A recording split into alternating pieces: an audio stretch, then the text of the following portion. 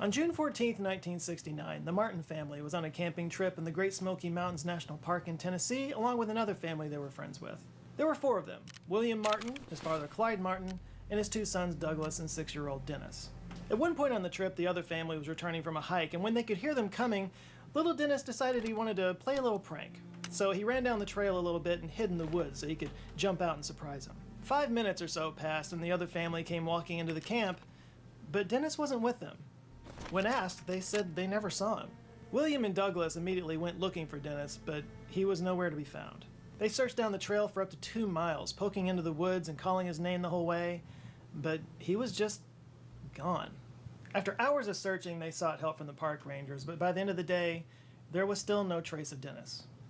In the following days and weeks, everyone from the National Guard to the Green Berets to the Boy Scouts joined in the search. Over 1,400 volunteers helped scour a 50-square-mile area of the park in one of the largest missing persons hunts in history up to that point. But despite all of that, Dennis Martin was never seen again. The Dennis Martin story is one of hundreds of stories of people disappearing in national parks across the United States, so much so that the phenomenon has a name: Missing 411. So today we're going to examine a few stories from the Missing 411 archive and see exactly what's going on here. We'll take a look at some of the theories around it, and I'll, chime in on what I think is happening. Some of you may not like it. Many of you, I'm sure, are familiar with Missing 411. It gets requested a lot on this channel. It's fairly popular on Reddit and YouTube, and there are some interesting theories around it, which we'll get into. The term itself was coined by author and former police officer David Paulides, who wrote a series of books on what he believes is a pattern of mysterious disappearances in wilderness areas. Now, there are a lot of missing persons cases. They're not uncommon. In fact, they're kind of disturbingly common. Around 600,000 people are reported missing in the United States every year, which is insane. But Missing 411 cases are different. These are ones that specifically happen in wilderness areas and national parks, and they often have weird circumstances that defy explanation. Like places where people go to hike and camp and fish. Water is actually a pretty common theme on these things. And they do seem to cluster around specific places like Yosemite and the Grand Canyon. Sometimes these people disappear and no trace of them is ever found. Sometimes remains are found years later, but they're nowhere near where they vanished. And sometimes remains appear, but they show up in places that were already thoroughly searched beforehand. And every once in a while, someone will be found alive, but they're in a peculiar physical or mental state, often with no memory of what happened to them. But the cases do seem to have what I can only describe as a unifying strangeness to them, which has led to all kinds of theories and speculation. Some of them are reasonable, and some are pretty out there.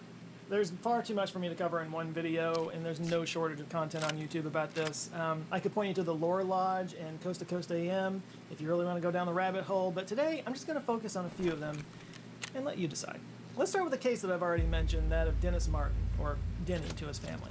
55 years later, this case still has plenty of unanswered questions. Questions like, how does a healthy 6-year-old vanish so close to a busy campsite, and so quickly, and so quietly? How can more than 1,400 volunteers, including Green Berets and even Boy Scouts, fail to find any trace of him? Well, it turns out there was actually one possible trace. There was a set of footprints that they found that they think belonged to Denny. The prints were the right size to be Denny's, and they also resembled the tread of the shoes that Denny was wearing. But the tracks contained one shoe print and one barefoot, which definitely suggests that the person who made those tracks was in potential trouble. Hiking with only one shoe on is not exactly a common thing.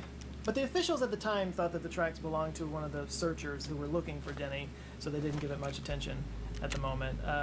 Probably a mistake, but all these years later, it's kind of impossible to know. Another possible bit of evidence came out way later when a guy who was illegally hunting ginseng claimed to have found a child-sized skeleton in the area, but when the officials went looking for it, the remains were gone. But this guy didn't come forward with that until 1985. Apparently he was afraid of being prosecuted for illegal ginseng hunting. I guess, is that a big deal? Now, as for other evidence, there probably could have been a lot more out there, but there just happened to have been a rainstorm the night after he disappeared that might have washed it away.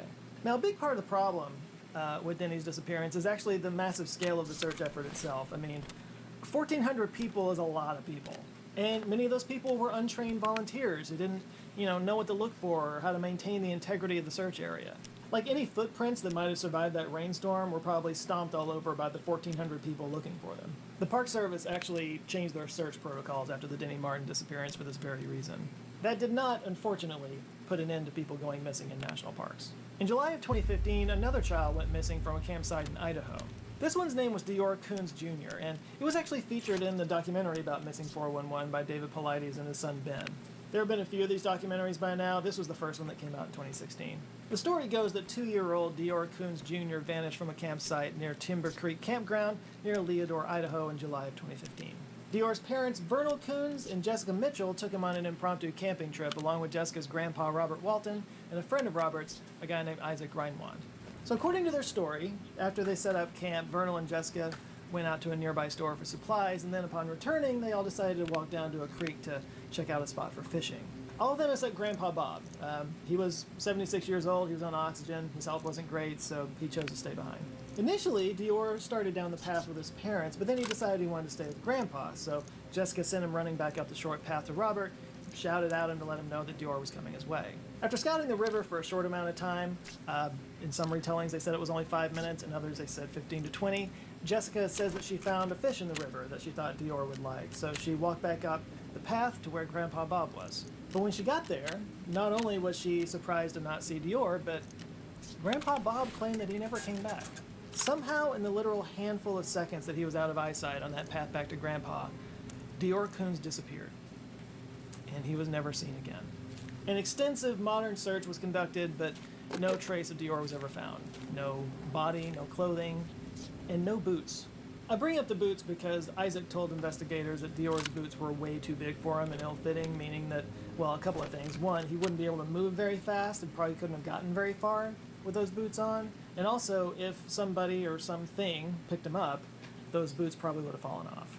Not to mention, nobody heard any screaming or distress if he had been picked up by a person or an animal. For all intents and purposes, it's like Dior Coons just vanished off the face of the earth. And to this day, nobody's figured out why. One last story I'll cover here, thankfully doesn't involve a child, but it's pretty famous on the internet and YouTube, and that's the story of Kenny Veach. Not only was Kenny not a child, he was also an experienced hiker who regularly traveled the Nevada desert. Occasionally he would document this on his YouTube channel under the name Snake Dick McGee. To be clear, he wasn't like a full-time YouTuber or anything. He mostly made videos about inventions he wanted to get on Shark Tank. But 10 years ago, he shared a story in the comments of somebody else's video that sparked a lot of debate. His claim was that he had recently found a cave in the deserts outside Las Vegas that seemed to emanate some kind of strange energy. Mysteries are fun. I like mysteries. Do you like mysteries? So I've covered a lot of mysteries on this channel, and if you'll forgive me for veering off topic for just a second, there's this project I've been working on for like well over a year now, and I'm really excited to finally make it public. It is a book. It is the first book of this channel, and it's a book of mysteries, and it's called The Answers of Joe Book of Mysteries. It's a compilation of some of the most popular mystery topics we've covered on this channel over the years, complete with original illustrations, some updates on some of the topics, and a few topics that I've never covered before. So we're making it available for pre-sale this Friday, that's Black Friday, the 29th, and the best way to get it is through the newsletter. We're going to have a crazy discount for newsletter people in national parks after an off-duty park ranger suggested to him that something foul was afoot. So he dove into the subject and began to see what he thought were connections between the desert looks like a barren wasteland. Jagged rock, swirling sand, and scrub brush. But the Mojave is full of life. It's been home to native tribes for thousands of years. And the Mojave is also home to many caves that hold many secrets. Some caves are reported to be secret entrances to underground bases, and not all of those bases are occupied by humans. Other caves are rumored to be portals to different places on Earth, or portals to different dimensions. There are caves in the desert that cause even the most experienced explorers to run away in fear. But when they gather their courage and return to the caves, they can't find them. They're gone. Year after year, adventurers scour the Mojave trying to solve these mysteries. Some brave souls return with incredible stories, but others go out into the desert and they're never seen again.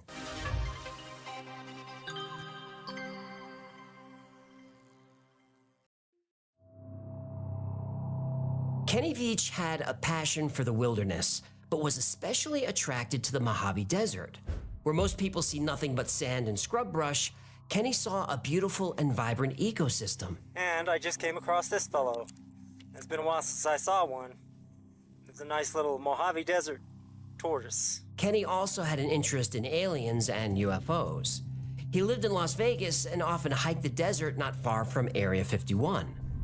He also spent a lot of time watching YouTube videos about aliens and conspiracy theories. One of his favorite channels was... The Y-Files. No, the Y-Files wasn't around yet. But I have a feeling he would have liked this channel. Oh, what's not to like? Check the comment section, they'll tell you. Yeah, no thanks. If I want to be insulted, I'll just call my ex-wife. Which ex-wife? You have 3. Exactly.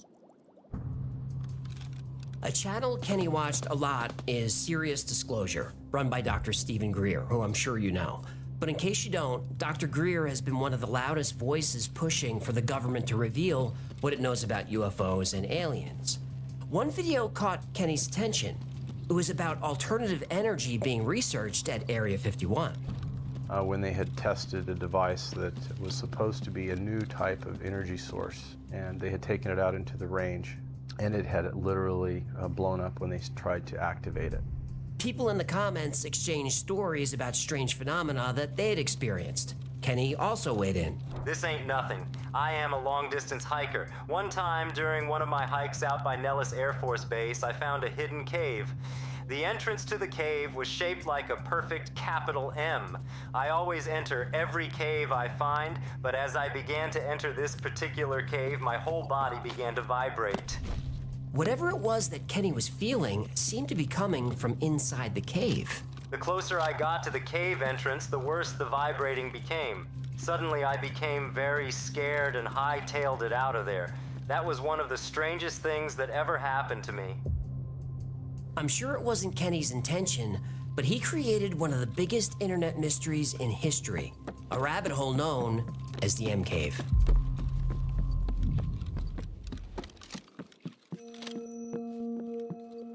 Tons of people responded to Kenny's comment. He went back and forth with people online for about 4 months. Most were just internet trolls, which made Kenny defensive. I solo hike across mountaintops that most people wouldn't dare go. I have been in more caves than I can count. I play with rattlesnakes for fun. Some commenters thought he was making it all up. Others said it was probably just an ordinary cave and Kenny was dehydrated, so he was seeing things. Kenny was an extreme hiker. He often went on desert hikes with nothing but a candy bar and a small bottle of water. Now, this is very unwise and extremely dangerous, but Kenny was proud of his ability to survive the desert with minimal provisions. I started at 7 o'clock, but I'm thinking the sun might be down by the time I get back to my truck, because I didn't bring a whole lot of water and I only got like 1 candy bar to get me through, but I like roughing it that way. But Kenny insisted there was something really off about this cave. This one particular cave was beyond anything I had ever encountered. Someday I'll go back and I'll bring a weapon with me. All I had at the time was a knife and a wrist rocket. They challenged Kenny to go back and find this mysterious M cave, if there even was such a thing. Kenny Veach could not back down from a challenge. He insisted the M cave was real.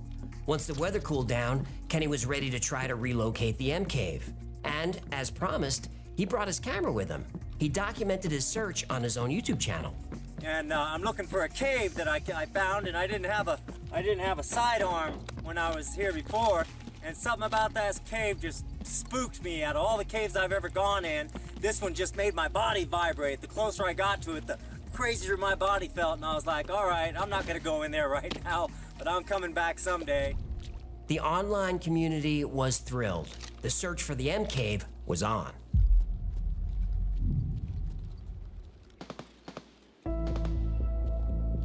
Kenny Veach was no stranger to the Mojave. He was an extreme hiker. Kenny didn't follow trails, he blazed them. It's rare for me to take the same hike twice. I don't use trails, and I cover extremely long distances. It's brutal on the feet.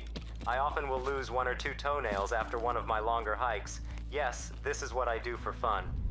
Kenny headed off in the direction of the M cave, and if you watch his video, you can tell that he's pretty confident that he could find it again. It's shaped it's shaped just like the letter M, and it's about level with the ground, like in an area like this.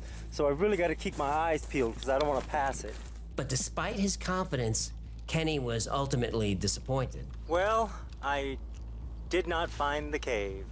I mean, I thought for sure I was just gonna be able to find it. I remember it being fairly easy. Who knows? Kenny returned to YouTube to break the bad news to everyone who had been waiting for an update. Even though Kenny was disappointed, he was still determined to find the M Cave. He knew it was out there somewhere. He just needed more time in the desert to find it. I'm going again this weekend. I'll be hiking solo for 3 days. I plan on covering about 40 miles. There are many caves. I have been in hundreds of them. The M Cave is the only cave I ever feared going inside. I really want to find it again. By now, the M Cave wasn't just Kenny's obsession. Thousands of people were following the story. Everybody in the comments encouraged Kenny to go back out and find it. Well, not everybody. No, do not go back there. If you find that cave entrance, don't go in. If you do, you won't get out. That was a strange and ominous comment. Kenny even replied asking, "What makes you say that?" But Kenny didn't receive a reply, just more encouragement to return to the desert. So on November 10th, 2014, Kenny Veach packed enough supplies for a 3-day hike and once again ventured out into the Mojave Desert. But whether he found the M Cave or not, we'll never know, because Kenny Veach was never seen again.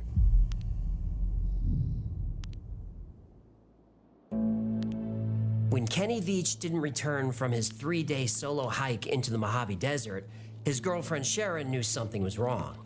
She reported him missing on November 14th, and search and rescue teams immediately began combing the area. Kenny's car was easily found, so at least searchers knew where to start. Kenny had left clues about his intended destination in the videos and comments he posted online. He pointed to and named specific mountains and valleys. And I head off in that direction. I just go that direction, and that's west, heading towards, that's Mount Charleston, that big mountain out there. That's the Mount Charleston range. Searchers were able to approximate the region Kenny would have been exploring when searching for the M Cave. Helicopters scanned the desert from the air. On the ground, a large team searched canyons and cliffs where Kenny might have fallen. Nothing. Not just no trace of Kenny, but no trace of a campsite or anything that would indicate anybody was out there. A major break came on November 22nd, but it was almost too obvious. In Kenny's video, he spends a lot of time in front of an old mine shaft. I'm gonna take the camera and show you how deep this hole is and kind of show you around real quick. This is kind of iffy. I'm gonna step on this thing. It's very old, but I'll just show you down inside that hole. That goes way down in there. If you fell, that'd be it. You'd be a goner. When searchers got to the mine shaft, they found Kenny's cell phone. It wasn't damaged. It wasn't even scratched. It had plenty of battery left. It's like the phone was just placed there. If Kenny had fallen in that mine shaft, he could have easily been killed, but cameras were sent down and there was no sign of him. Search and rescue now focused their attention on the area around the mine shaft. Even doing a grid search inch by inch, there was nothing. Search dogs were brought in. They couldn't pick up his scent. He wasn't bitten by a snake. There would be signs of that. He wasn't attacked by animals. There would be signs of that too. There would be blood, clothes, human remains, but there was nothing. There wasn't a drop of blood anywhere, not for miles. It's like Kenny Veach just vanished into thin air. But people following the story online thought the search parties were looking in the wrong place. They believe Kenny stumbled somewhere he didn't belong. On the other side of these mountains, I'll show you in a second, is the bombing range, the Nellis Air Force bombing range. Do you know what else is on the Nellis Air Force bombing range? Area 51.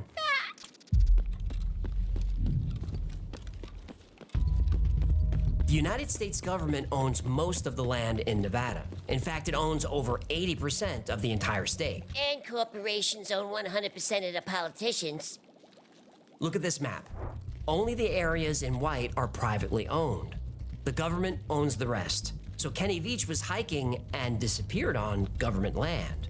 If we look at Kenny's last known location, it's not that far from Area 51. Now, it's fair to say that it's still really far to go on foot in the desert, but the government doesn't just guard Area 51. They guard all the land around it, and they will not let you get close.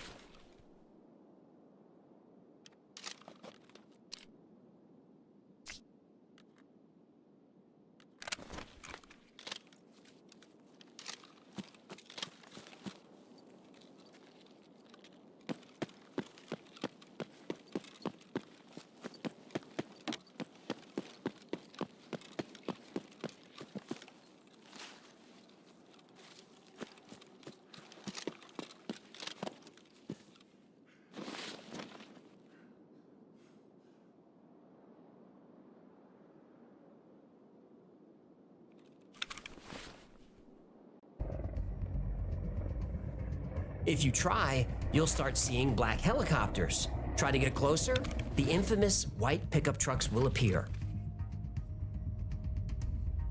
The white trucks will watch and wait and make sure that you don't cross into a restricted area. They're watching us up there. See them up there? Yeah.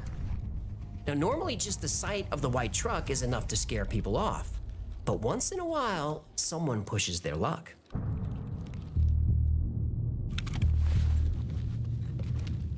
Yours are still off. Whoa. Whoa. That does not look like friendly park rangers checking to see if they need help. No, it does not.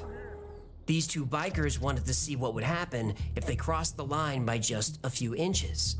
Put your hands up. Put your f***ing hands up. I'm not going to tell you again. Turn around. You couldn't even count to 2 Mississippi until the guns were out. Then the bikers retreated to a very aggressive pat-down. And here's something interesting. Who are these guys? Army? Those look like U.S. Army combat jackets, but there's no branch tape. You'd expect to see U.S. Army or U.S. Air Force on their left chest. Are they military police? There's no unit insignia or unit patch. They don't have any rank insignia either. They don't even have the American flag on their jackets. And most amazing of all, they don't wear name tapes either. Who were they? They could be anybody. These guys are ghosts. In this case, the bikers were lucky and allowed to leave. But that was a tense situation that looked like it could go sideways very easily. Some have speculated that Kenny Veach might have wandered a little too close to a restricted area. So the search was back on. But this time it wasn't the Nevada Red Rock Search and Rescue Team doing the searching. Hikers, survivalists, and investigators started retracing Kenny's steps, looking for clues that might lead them to the M Cave or to Kenny. But to do that, they'd have to cross into some dangerous territory. Then, about 2 years ago, one YouTuber got a tip from a friend in the military. His friend said he knew the location, but it was on restricted land. This YouTuber took a huge risk going after the mysterious M Cave, but he found it.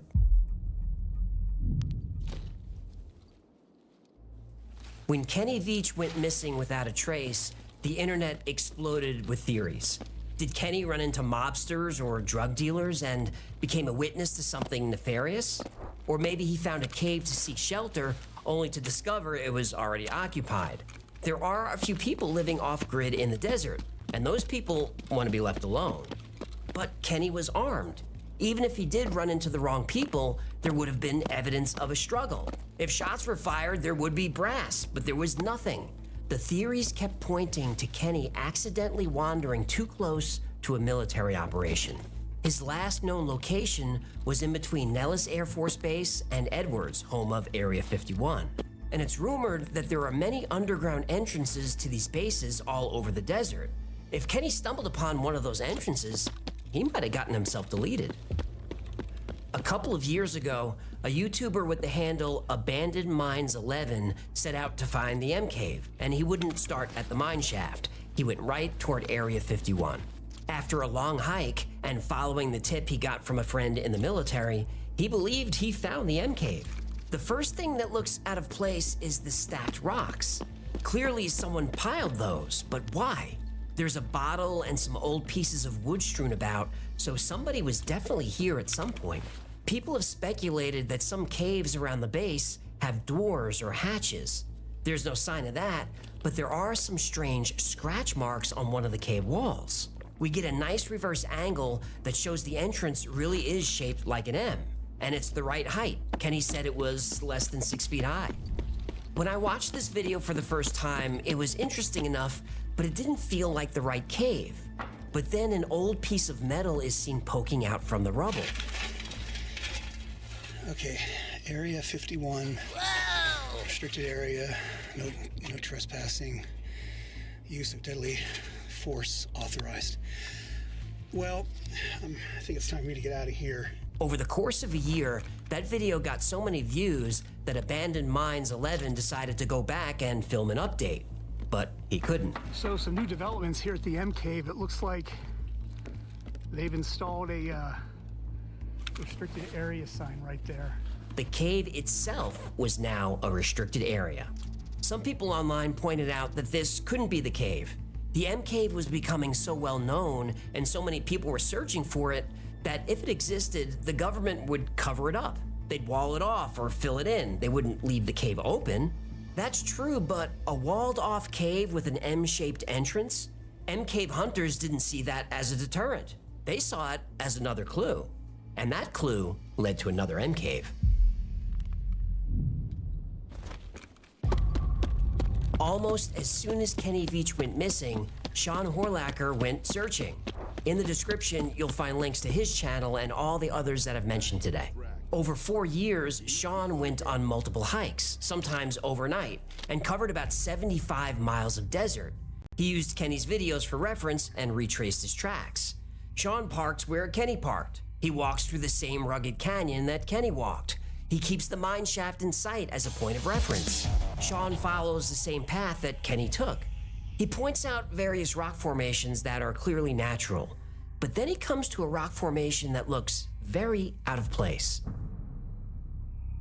It's not an M-shaped cave, it's an M-shaped opening filled in with a different kind of rock. Sean finds holes that indicate there's something behind the rock. He finds a seam that looks too straight, too perfect. You have this seam that's running.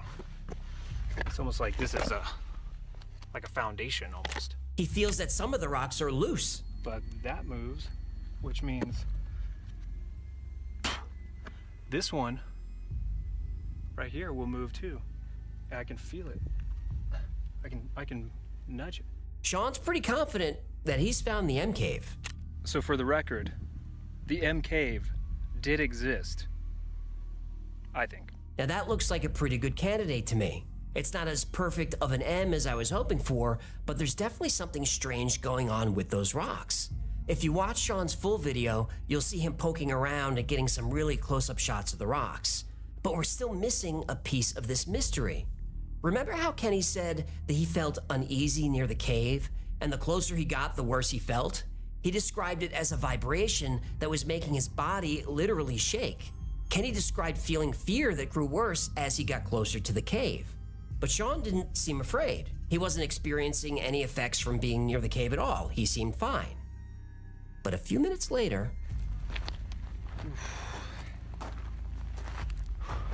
Sean was hit with a wave of nausea. He couldn't explain it. It came out of nowhere. He tried to breathe through it, but that cave really doesn't want people near it. Get too close and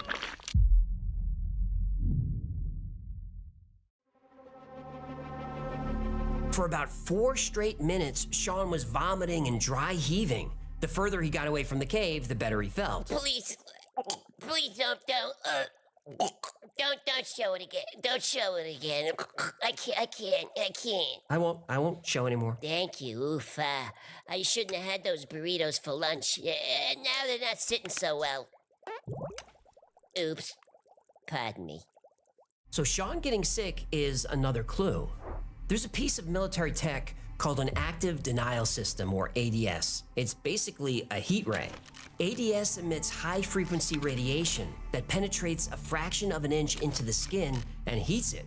It's similar to how a microwave heats food. But there is a way to protect yourself from an ADS attack. How? Aluminum cooking foil. A tinfoil hat is a heat ray helmet? Yep. The level of my genius grows with each passing day. Another piece of military tech that could have been used on Kenny and Sean is an infrasound weapon.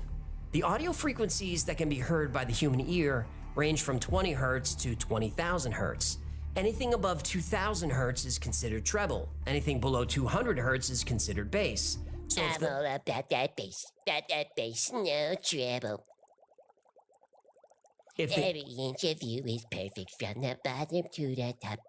If the human body is exposed to frequencies lower than 20 hertz at high decibel levels, bad things happen. It can cause nausea, disorientation, vomiting, internal organ damage, or even loss of bowel control. The brown note! Right. The brown note is a hypothetical frequency that supposedly causes someone's organs to resonate, leading to involuntary defecation. Mythbusters even tested this on Adam. He said he was uncomfortable, but fortunately he was able to maintain control of his bowels. Ah, that's okay. There's already enough crap on TV. Agreed. In 2016, people at the American Embassy in Cuba started becoming violently ill with no apparent cause. Low-frequency weapons were suspected. This illness became known as Havana syndrome. The Cuban government denied this, of course, but as soon as the US started investigating, the illnesses stopped. There are even stranger theories about what could have happened to Kenny. Some people say he stepped into a portal to another dimension, or Kenny came in contact with a race of aliens. Former US Airman Charles James Hall worked at various bases in Nevada in the 60s. He claimed to have had contact with aliens who flew a tic-tac-shaped spacecraft. These aliens were called the Tall Whites. The Tall Whites? That sounds like the name of a losing basketball team. What? Hall says the US government has agreements with the Tall Whites and many other alien races, and these aliens have underground bases all over the desert. We covered the Dulce base in another episode, but the story about the Tall Whites is a good one too, so let me know if you want me to cover it. Yes, please. But there is another very interesting theory about Kenny Veach, that he's not captured or missing or dead, that he's very much alive. And there's camera footage to prove it. In 2013, after 17 years working as a service tech for a coffee company, Kenny Veach quit. He wanted to follow his passions and live life on his own terms. Kenny dedicated his time to creative pursuits like art and inventing. He even designed a product and a Shark Tank pitch. You just pull that, put the other one in, and let go. And right now it's not precise because I used hand tools, but you get the picture. It works perfect and it's beautiful, and that's it right there. That's the new improved toilet paper roll. They passed on that one. He also invented a Glowler bear. That's the Glowler bear. I designed the can and put all the stuff on it. Now there was a glow-in-the-dark polar bear in here that I sewed myself, and he is so cool, and I've seen nothing like it on the market. This has all the information about polar bears and the trouble they're in, so this is a great idea, but you get to see this when you get to see me. These ideas never got off the ground. He tried to stay positive, but without a steady paycheck, he was burning through all of his savings. The redneck whistle. Now I designed this, not on a computer. These are stamps that I made myself. And let me tell you something, when you whistle into it, this thing, watch this. Woo, so loud, so cool. This is what it looks like. By late 2014, Kenny was almost broke. His house was on the verge of foreclosure. In a last-ditch effort, he tried to sell his house in an unconventional way, offering himself as a live-in caretaker to potential buyers. And I'm selling myself with the home. What I mean by that is I would become a caretaker, an all-around caretaker. Kind of like Alice from the Brady Bunch. She took care of all those kids' needs, along with the cooking and the cleaning and all the things that she did. The only thing I wouldn't do is wear the blue dress. With Kenny out of money and losing his home, some people, including some of his family, thought he might have faked his own death, that he went off-grid for a while and came back with a new identity. Not many people took this theory seriously, but in 2018, something bizarre happened. Kenny's sister-in-law Debbie owns a business in Las Vegas called the Enchanted Forest Reiki Center. It's a type of shop where you buy crystals, candles, incense, that kind of stuff. In 2018, someone broke into the shop. It's all on camera, and the guy who broke in, it looks like Kenny. It was a strange break-in. The only thing he stole was an iPad on his way out the door. Kenny's mother, Susan, is convinced it's him. Is it Kenny?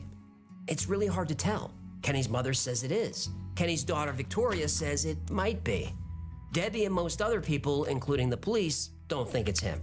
But most of Kenny's family think that it's possible Kenny is still out there somewhere, that the financial stress was becoming too much. The failure of his inventions was demoralizing. So he packed up some gear and headed out to the Mojave Desert, and from there started a new life. They believe he intentionally left his cell phone by the mine shaft so he couldn't be tracked. The people posting on Kenny's and other YouTube channels didn't buy it. Kenny was such a positive guy, he wouldn't just leave. He has a daughter. He had people in his life that loved him. M-Cave fans just wouldn't accept that Kenny would intentionally disappear. They believed he went out in search of the M-Cave just like he said he would. But as the investigation into Kenny Veach continued, followers of the story got some grim news. When Kenny left for the desert that morning, he didn't take his camera with him, but he did take his gun.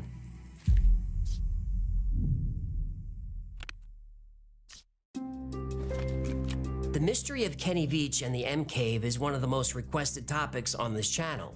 Kenny disappeared almost 10 years ago, but the story still fascinates people, including me. The story has everything: the lure of the unknown, the M-Cave.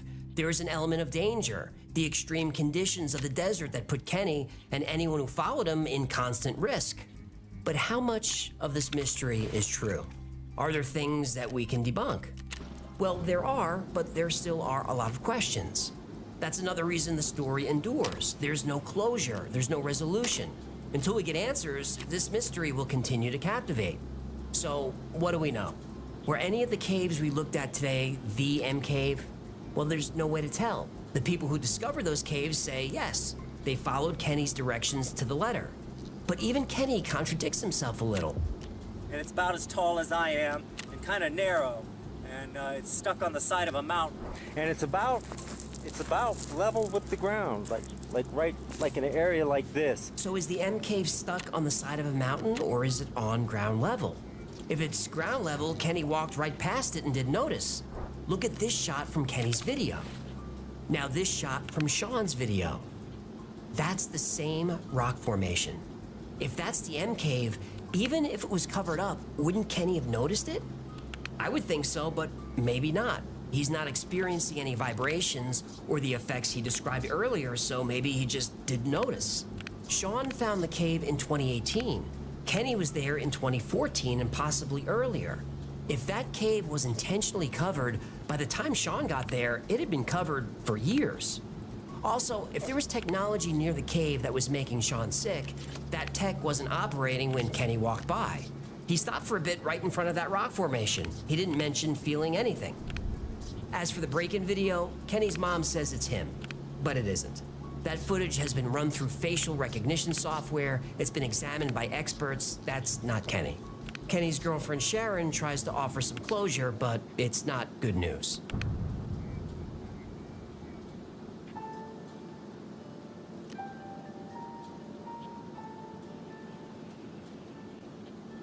Kenny had struggled with depression for many years, but he didn't want to talk to a therapist or try medication. He told Sharon that depression is like losing an arm. You just get used to it. In the months leading up to his disappearance, Sharon noticed that Kenny was getting more withdrawn and seemed sad. Understandable considering his financial struggles and failing businesses. Eventually, Kenny told Sharon that his father had taken his own life, and he never really healed from it. When police searched Kenny's computer, they discovered he was reading a lot of dark topics about how to hurt himself. They also found an eerie and sad document. Kenny had written, "Help me," over and over and over again. Sharon believes Kenny went out into the desert with no intention of returning. She believes he left his cell phone so he couldn't be tracked. He then found a cave in a remote part of the desert and never came out. If that's true, it's such a sad ending to one of the best modern mysteries. But other people in Kenny's family, especially his daughter Victoria, resist the theory. Kenny had such a vibrant, adventurous spirit. To take his own life would be extremely out of character. Also, even though Kenny had burned through most of his savings on his inventions, he wasn't in a lot of debt. He was intelligent, personable, and had a wide variety of skills. It would have been easy for Kenny to find work if he wanted to, but Sharon said he never wanted to work for anyone again. And Kenny also had a support structure. His mother, his brother, his daughter, and Sharon, they were all there for Kenny. He never had to be alone if he didn't want to be. But depression can be crippling. I have my own bouts with it. Nowhere near as severe as Kenny, but I've had days where it was almost impossible to get out of bed. So I understand why Kenny kept this to himself. It's embarrassing. He was fearless in the wilderness, but there was a part of his personality that was helpless. I'm embarrassed revealing my own struggles with depression. I wrote this part of the script 5 times and deleted it 4 times. But I'm keeping it in because if you're struggling, I want you to know that you're not alone. 1 in 5 people report depression symptoms at some point in their lives, and that number is going up. This is why the story of Kenny Beach endures. Yes, it has the mystery, the danger, and all the conspiracies, but at its core, the story of Kenny Beach is a story about a man who lived a simple life but wanted something more. He tried and failed. Then he tried again and failed again. And every time he reached out, life beat him back. He lost everything and tried again. I can relate to this, can't you? The story of Kenny Beach is the story of all of us. Sometimes life feels like an endless string of failures and disappointments, but you have to keep trying. There's that old saying, when you're going through hell, keep going. And there are people out in the desert right now searching for Kenny. They go out every day, and every day they fail. But they wake up the next morning, and they go out, and they try again.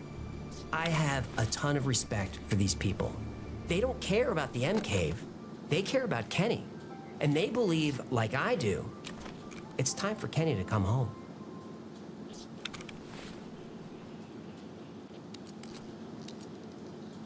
Thank you so much for hanging out with us today. My name is AJ, that's Hacklefish. I'm all about that bass, baby. This has been the Y-Files. If you had fun or learned anything, do him a favor. Like, subscribe, comment, share. That stuff really helps us out. Like most topics we cover on the channel, today's topic was recommended by you. So if there's a story you'd like to see or learn more about, go to theyfiles.com/tips. And remember, the Y-Files is also a podcast. Twice a week, I post deep dives into the stories we cover here on the channel. I also post episodes that wouldn't be allowed on the channel. It's called the Y-Files Operation Podcast. It's available everywhere you get your podcasts. And if you need more Y-Files in your life, check out our Discord. There are thousands of people on there 24/7, and they're into the same weird stuff we are. It's a great community, it's a lot of fun, and it's free to join. And special thanks to our patrons who make this channel possible. Every episode of the Y-Files is dedicated to our Patreon members, so I don't deserve the tremendous support that you give, but I am truly grateful for it. And if you'd like to support the Y-Files, consider becoming a member on Patreon. For as little as $3 a month, you get access to perks like you get to see the videos early with no commercials, you get access to merch only available to members, plus you get 2 private live streams every week just for you. Another great way to support the channel is grab something from the Y-Files store. Grab yourself a Hacklefish t-shirt, or a Festival coffee mug, or a hoodie, or one of these squeezy stuffed animal Hacklefish talking plushy fish toys. That's gonna do it. Until next time, be safe, be kind, and know that you are appreciated.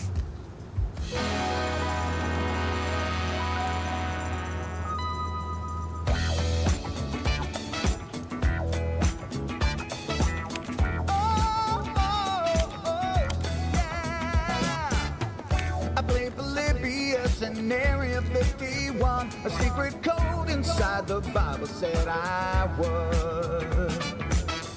I love my UFOs and paranormal fun as well as music.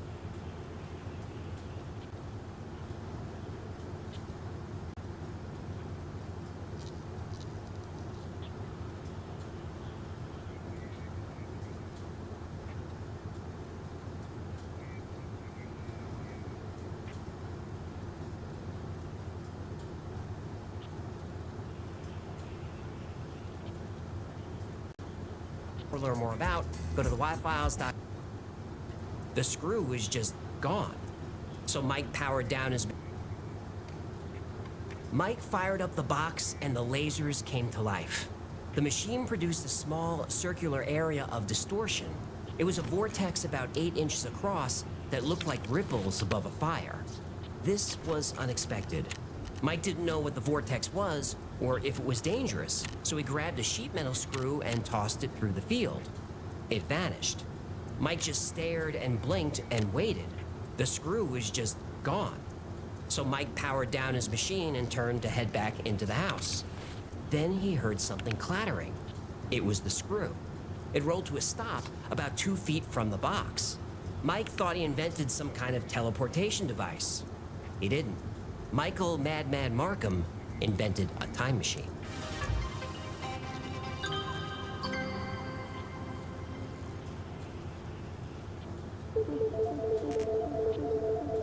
Mike Markham from Stanbury, Missouri, was an amateur inventor who liked to tinker. He lacked formal science training, but he had a natural aptitude for electronics. The back porch of his house looked like a home appliance graveyard. Old TVs, radios, and CD players were all dismantled with their insides spilled everywhere. There were spools of copper wire and magnets of all sizes.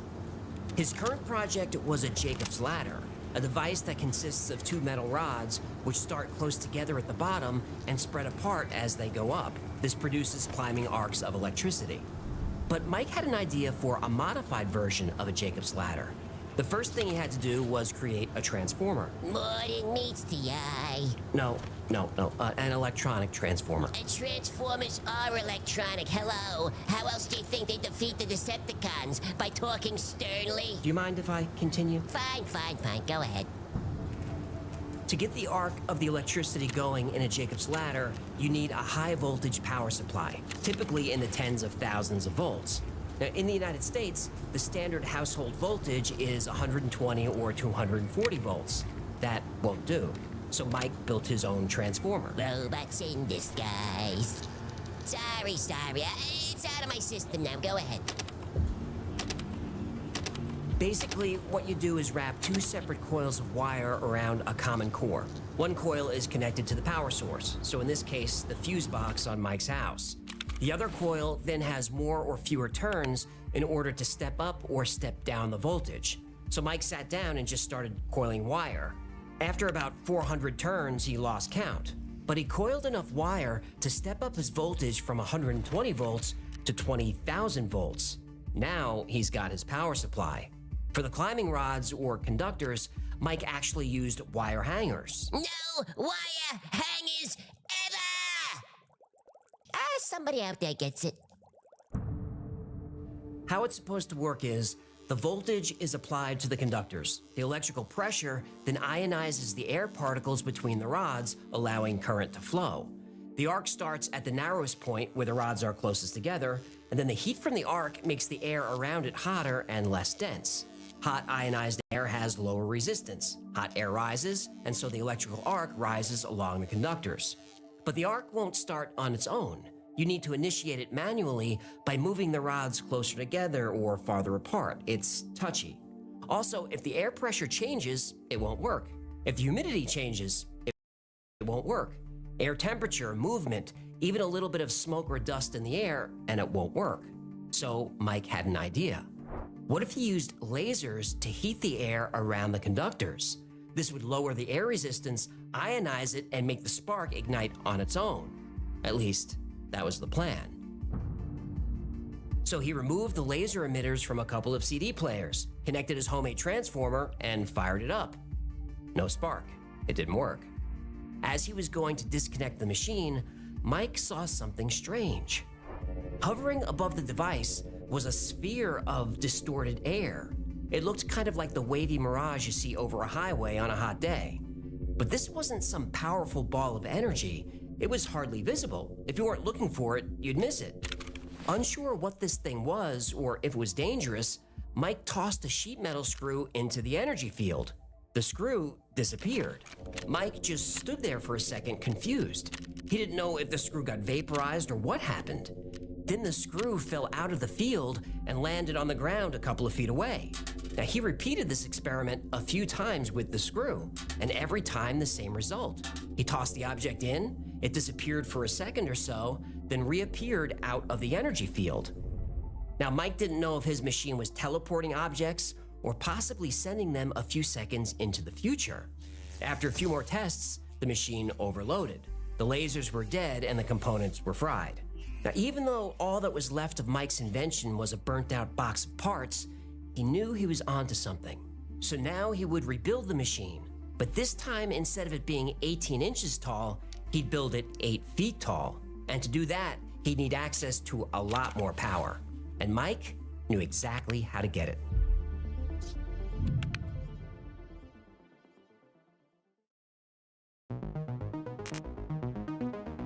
Mike Markham was pretty sure he invented a time machine, but to really test it, he'd need to scale up his invention.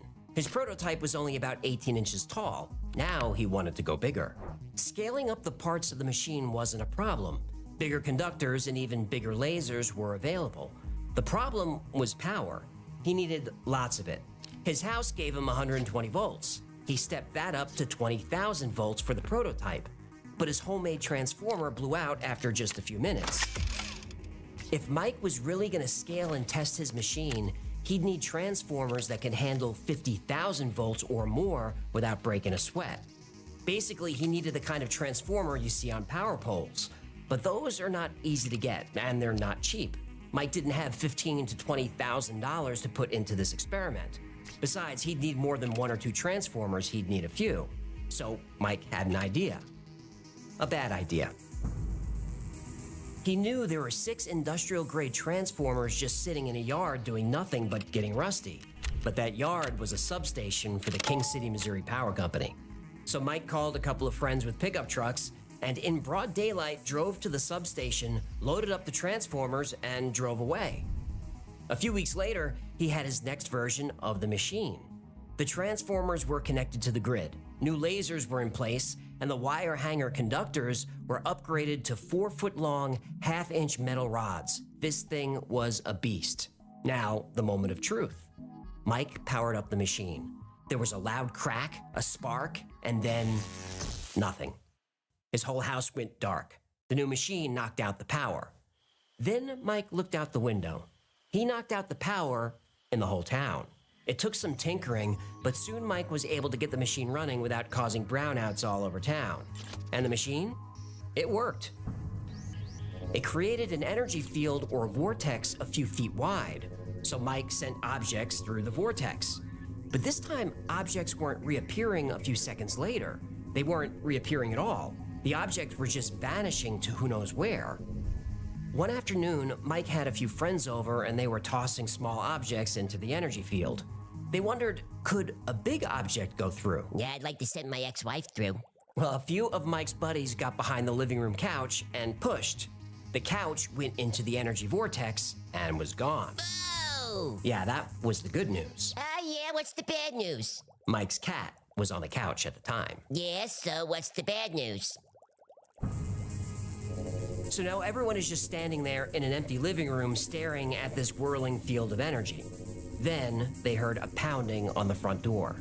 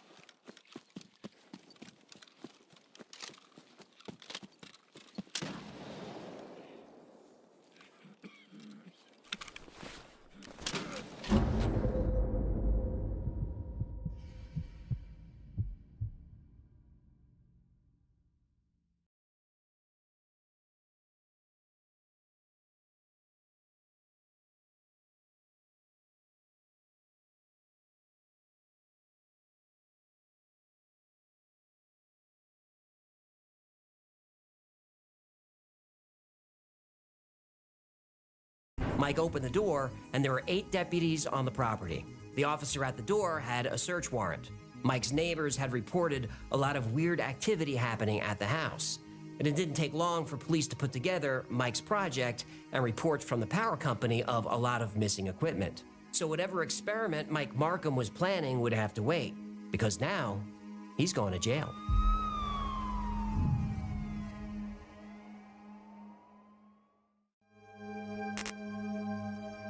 For stealing the transformers and stealing power, Mike Markham got 60 days in jail and 5 years probation. Now, while he was in jail, Mike thought of different ways he could make the machine more efficient. But there was no way for Mike to build any of this. He lost his house, he lost his job, he was a pariah in his town because of the brownouts. It seemed like Mike's time machine career had come to an end. But then something happened. His story made the news. The headline was, "Kansas City man tries to build time machine on porch." A Missouri worker set out to make a time machine on his back porch. The contraption he came up with was not completely off the mark, according to scientists. There are theoretical physicists working on those areas, and it's not total nonsense, according to the chairman at the physics department at the University of Missouri at Kansas City. The Stanberry police say the voltage that Markham had diverted into the contraption caused power interruptions in and around the northwest Missouri town of about 1300. Markham was arrested January 29th on a felony charge of stealing the transformers from a power generating station in Kings City. He pleaded guilty, and last month was placed on 5 years probation. Police said the transformers had a capacity of 12 to 76,000 volts each, enough to easily cause electrocution or an explosion. Markham, who told police that he has 2 years of college-level electrical engineering, said he was building a time machine, but didn't have enough power for it. That's according to the Stanberry Police Chief Tom Hampton. And that headline caught the interest of someone who would change Mike's life forever. Let's go! From the high desert of the great American Southwest, I bid you all good evening, good morning, good afternoon, wherever you may be in the world's time zones, all of them covered amply by this program, Coast to Coast AM. I'm Art Bell. It is my honor and privilege to be escorting you through the second half of the weekend, and what a program it is going to be tonight.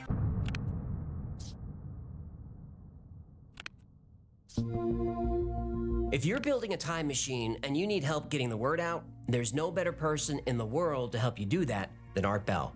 I set out to find young Mr. Markham, and I found him. Michael, are you there? Yeah. Good. Art Bell interviewed Mike Markham for about an hour and a half on the Coast to Coast radio show. Not only did Mike sound legitimate, but he clearly had considerable knowledge and expertise in electronics. And so did Art Bell. Let's say it's 400 turns in your primary, and there's 4,000 turns in your secondary. Mm-hmm. Well, 10 times the turns, then you'll get 10 times the voltage. Right. Watts, amps, voltages, stepping up, stepping down. Art knew about all that stuff. If Mike was faking it, he wasn't going to fool Art Bell. Well, this was, I was using square waves, where I could actually, it was easy, controlling the duty cycle is easy to control the voltage that way. Right. So, because you can't really find, it's hard to find variacs rated at megawatts, so. Well, man, I'll tell you, if you were using square waves, I bet the ham operators heard you for miles. And he didn't try to fool anyone. Mike came across as humble. He wasn't looking for fame or attention. In fact, Art Bell is the one who tracked Mike down and convinced him to come on the air. Millions of people listened to that interview that night, and before long, people were calling in with offers. Some had transformers they would donate, others had property he can use, and plenty of people were ready to financially support Mike in building a new, bigger machine. How do you feel about the possibility, Michael, of somebody coming along and being your mentor even more than this, maybe contributing money to build a great big gigantic version? Oh, that'd be great. That'd be like a dream come true. For the next few days, offers came in, and Mike, with his new team, created a plan. He corresponded with a few physicists and picked their brains about his technology and how it could be used for time travel. Several scientists helped Mike come up with an idea for a mechanism with rotating magnets that would make the machine easier to control. So Mike got a warehouse, all the equipment he needed, and access to more power than he could ever use. It took about a year, but he finally built a newer, larger, and highly upgraded version of his time machine. And you know what? The machine worked.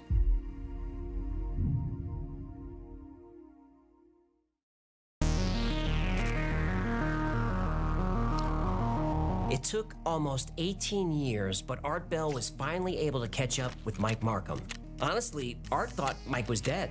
And I called you madman because I was convinced you were going to absolutely fry yourself alive and turn into a french fry. There are other people who have been involved in time travel, Mike, that I've had on the show, and honest to God, Mike, they're gone. I don't know where they are, whether it's Teeter or Anderson, others that we've had on the show, they're gone. I mean, they're gone. But Mike Madman Markham was very much alive, and a lot had happened since the last time he and Art spoke. Because of Mike's last appearance on Coast to Coast, he suddenly had a lot of benefactors. He had a little money, equipment, and lots of power. Mike set up in a warehouse in Overland Park, Kansas, And there he built several iterations of his time machine. The most successful version used rotating magnets. So instead of having a small energy vortex, Mike was able to create what he called a plasma tornado. Maybe it'll be more efficient if I use, instead of using basically heat from a laser in a cold room, the differential, the temperature difference between those two to stir the plasma, maybe even more efficient if I use the magnetic field to stir it. That's what I ended up doing. Use the magnetic field to do what? Basically, it's, well, in simple terms, this thing looks like basically a plasma tornado. So how much power do you need to create a plasma tornado?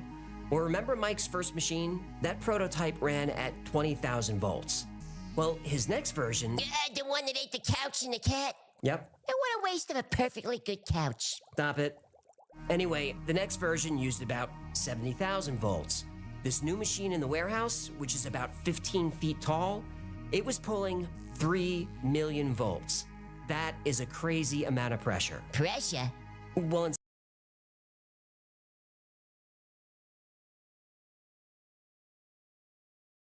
simple terms, volts measure the pressure of force driving the electric current. So think of electricity like a water hose. Amps are how much water is flowing through the hose, or how much power is running through a circuit.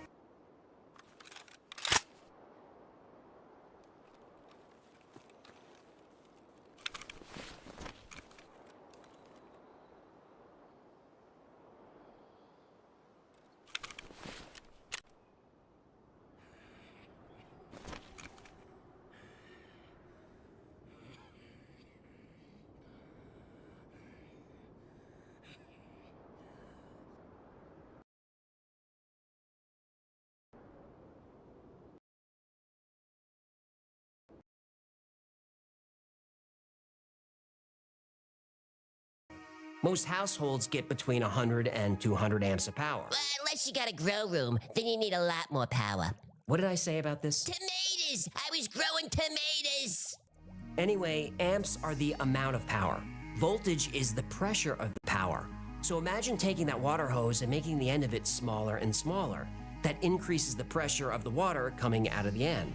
So even if you don't have a lot of amps, you can still create really high voltage. That's what a transformer does.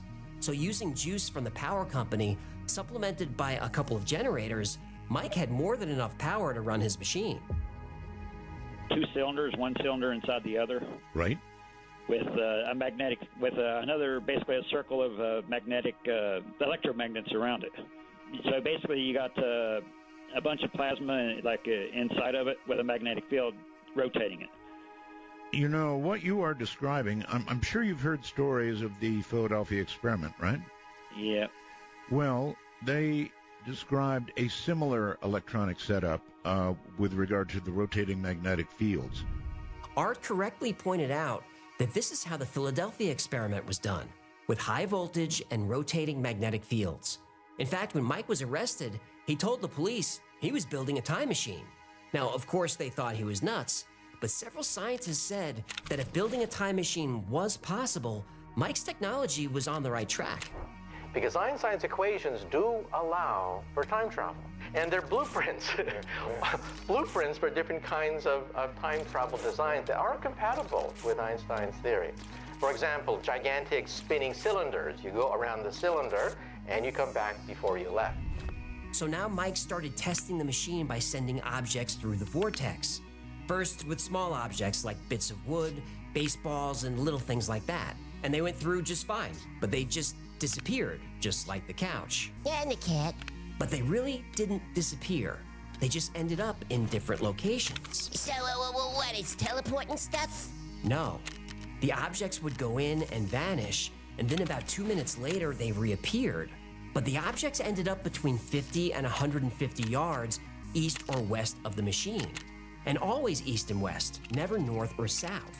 Mike thought this could have something to do with the Earth's rotation or magnetic field. And look, I know the story sounds crazy. I don't mind it. But these tests were witnessed by 15 people. Anyone who donated money or equipment, Mike let them be a part of the project. And those people showed up. I would have too. And it's a good thing there were so many people on hand. Hamsters are fast. Wait, did you just say hamsters? Yep. The tests were so successful that Mike started sending small animals through, specifically mice, hamsters, and guinea pigs. No more cats? No. That's a shame. Between the inanimate objects and animals, Mike had successfully tested the machine about 200 times. It seemed like varying the voltage and the speed of the magnets could adjust how far objects were traveling. Before long, Mike could make a pretty good prediction of where an object was going to end up and how long it would take before reappearing. So at this point, there was really only one final test to try. Do you mean? Yep. Mike stood in front of the vortex, took a deep breath, and jumped. There was a flash of light, and Mike disappeared.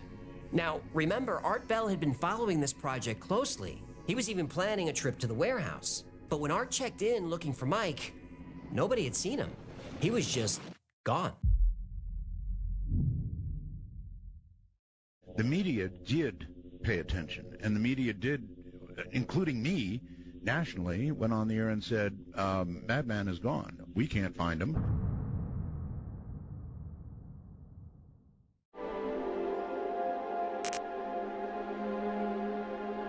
When Mike came to, he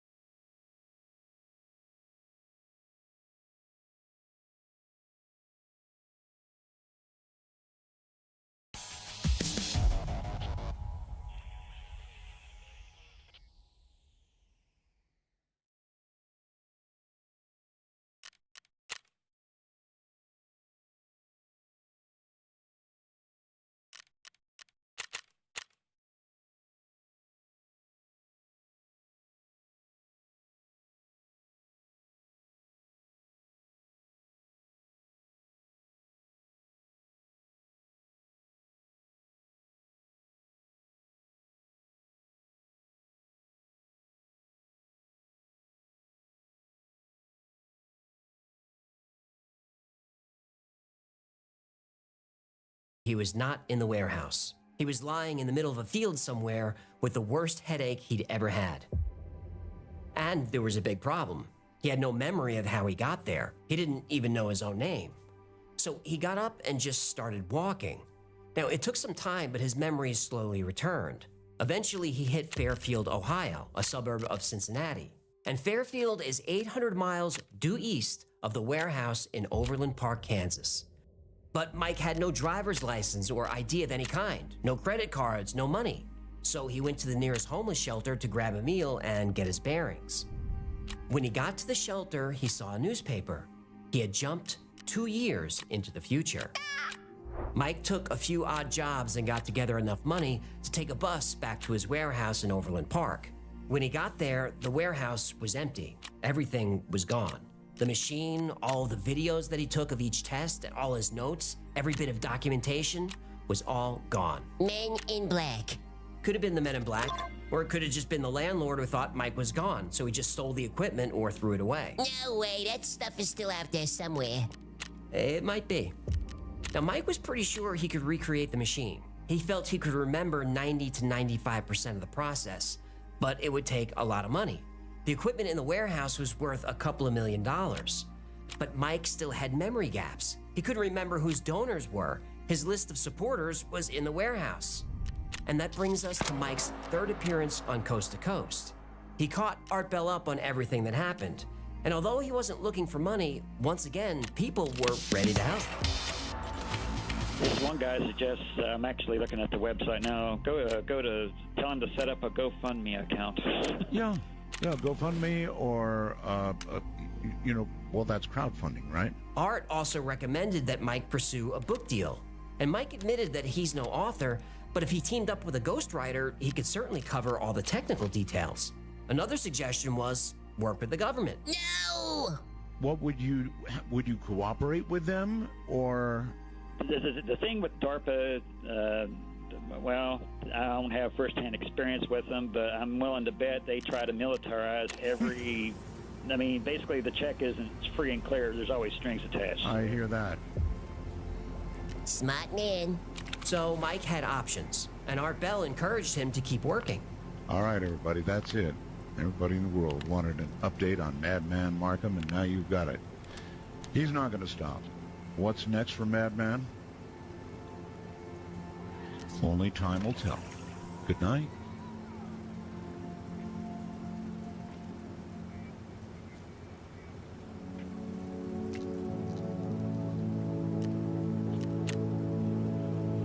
And Mike Markham would continue his research and continue to experiment. Mike wanted to travel again, but he needed to bring things with him, so when he woke up, he could quickly get up to speed in case his memory failed again.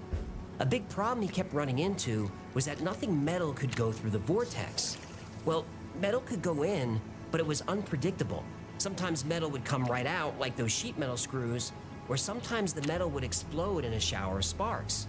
But after some trial and error, Mike discovered that if a metal tube was built a specific way, it would act as a Faraday cage, meaning that the tube could travel through the portal and reappear undamaged. Plus, anything inside the tube would be unaffected, including metal. So Mike continued to document his work and built a pretty large following online. One day, Mike posted that he was ready to go through again. And this time, he would go through inside the tube, and he'd take his cell phone with him. That way he'd have everything he needs, his notes, photographs, even money. It was a great idea. And that was the last anyone had heard from him. As always, Art Bell kept tabs on Mike and was disappointed to hear that he was gone again. To where or when, nobody knew. But during one radio show, Art took a disturbing call. The caller had found a newspaper article from 1930. The article described a man who had drowned. His body had washed up on the beach. The article said he was found in a strange metal drum, and the only object he had on him was a small rectangular device that nobody could explain. The man had no ID, so he was named John Doe, a device that nobody could explain. The man had no ID, so he was named John Doe. But some people had a feeling his real name was Mike.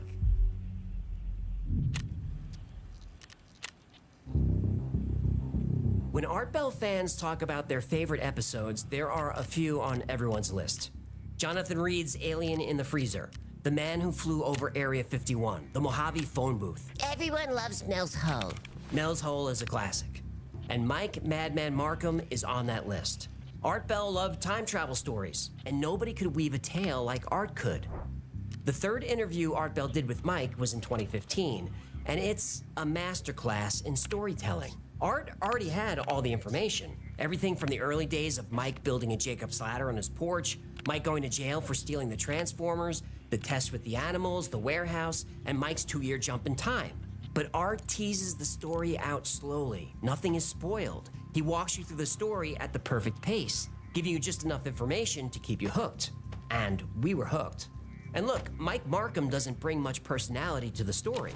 But Art knows enough about electronics and physics to keep us in the loop on all the technical stuff. And Art Bell never condescended to his guests. He never ridiculed them. He made them feel comfortable, because Art knew that's how to get the story.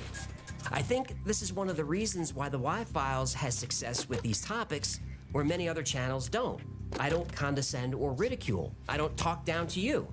And no matter how bonkers a topic is, I don't ridicule it. I don't have to believe a story to enjoy it. And if you believe a story that I don't, great. So here's a piece of unsolicited advice to creators who cover these topics with a snarky attitude. You're making the story about you, and that's a mistake.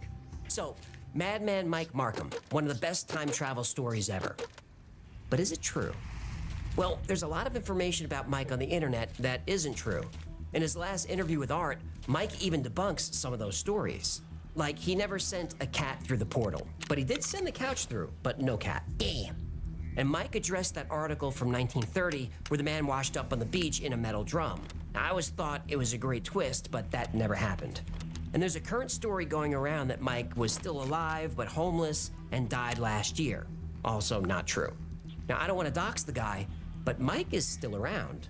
And unsurprisingly, it looks like he spent most of his career in technology.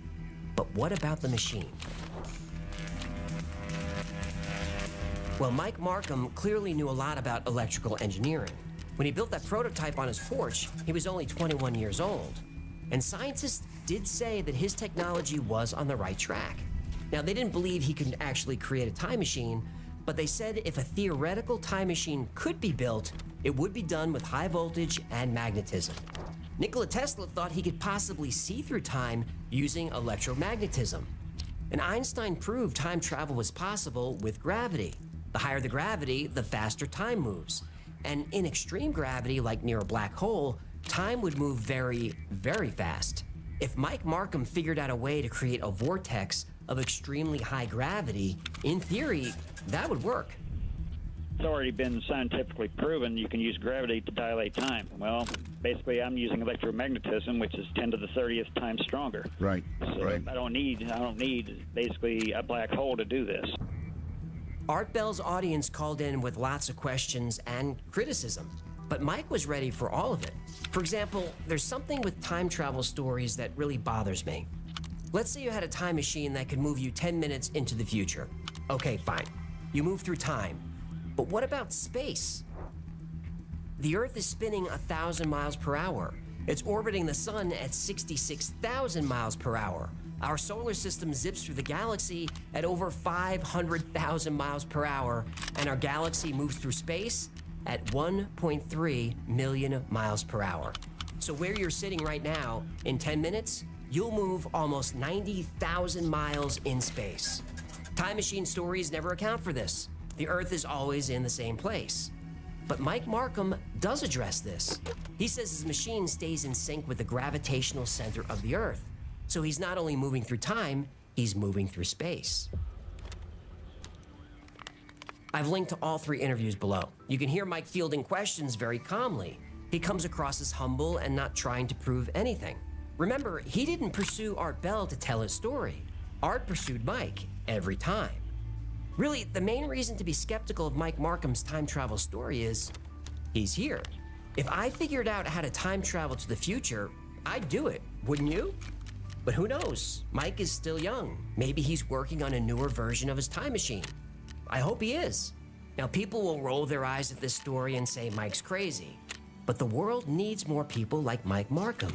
Because when time travel is invented, and I think it will one day, it will be invented by a madman.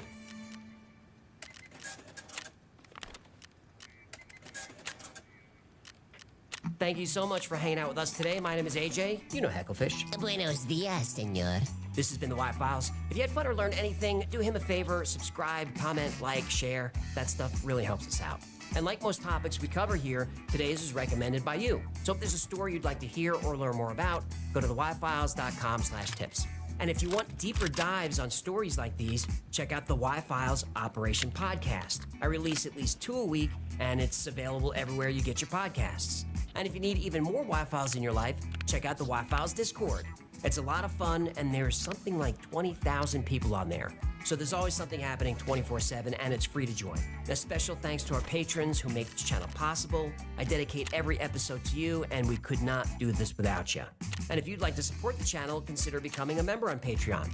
For as little as $3 a month, you get all kinds of perks, like access to these videos early without commercials, early access to products like the Hecklefish Talking Plushie, and 2 live streams a week just for you. Another great way to support the channel is grab something from the Y-File store. Grab yourself a Hecklefish coffee mug and then pour something delicious in there and sip it and drink it. And then when it's empty, stick your fist in there and then put on a Hecklefish t-shirt and grab yourself a Hecklefish talking plushie animal talking fish doll. That's gonna do it. Until next time, be safe, be kind, and know that you are appreciated.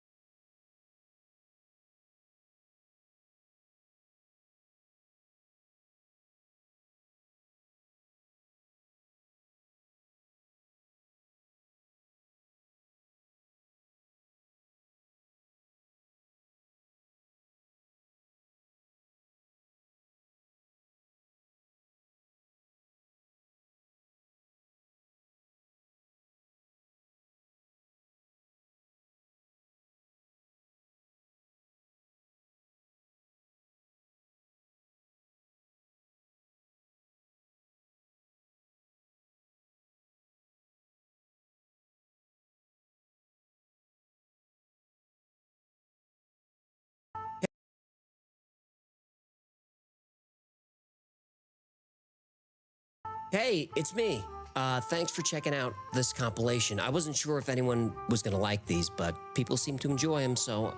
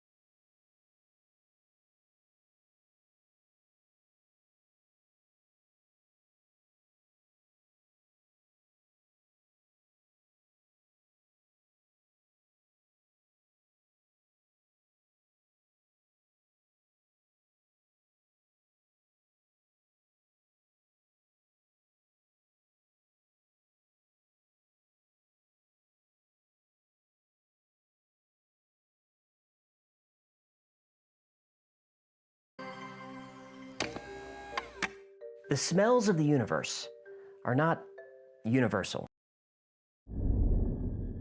I'm a rocket man, burning by the boot.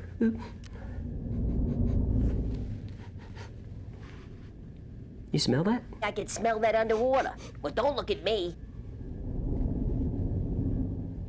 Let's get out of here. Agreed.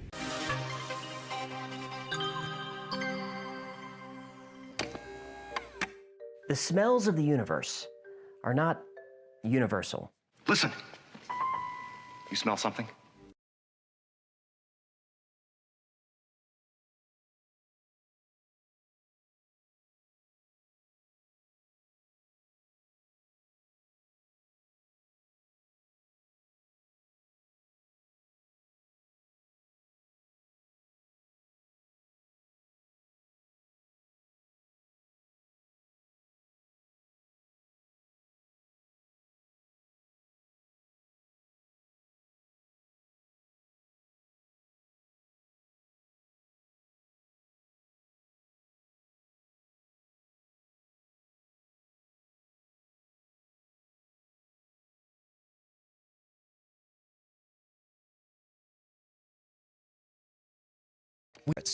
For most of us, these are nothing more than minor embarrassing details about ourselves. But some of us have dark secrets, which, if discovered, could destroy lives. For years, the residents of Circleville, Ohio, received bizarre, threatening letters from someone who somehow knew every salacious detail of their personal lives. The letters cost people their jobs, their marriages, their freedom, and sometimes their lives. Over 1,000 letters were sent over 20 years, yet somehow whoever wrote them got away with it. Let's find out why.